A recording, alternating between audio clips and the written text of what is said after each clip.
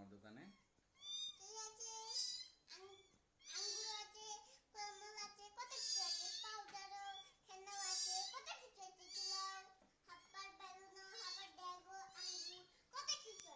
দাম তো বেশি না কম?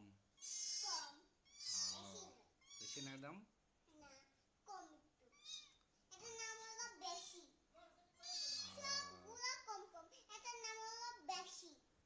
এটার দাম বেশি? 100 টাকা? 200 টাকা? তো দাম অনেক বেশি।